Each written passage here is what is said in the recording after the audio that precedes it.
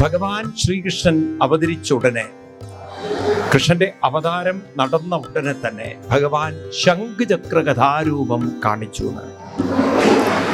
ഭഗവാന്റെ അവതാരം നടന്ന ഉടനെ തന്നെ അച്ഛനും അമ്മയും നോക്കുമ്പോണ്ട് പീതാംബരം കരവിരാജിത ശംഖചക്ര കൗമോദകീ സരസിജം കരുണാസമുദ്രം രാധാസഹായമതി സുന്ദരമന്ദഹാസം വാതാലേശമനിശം ഹൃദി ഭാവയാമി.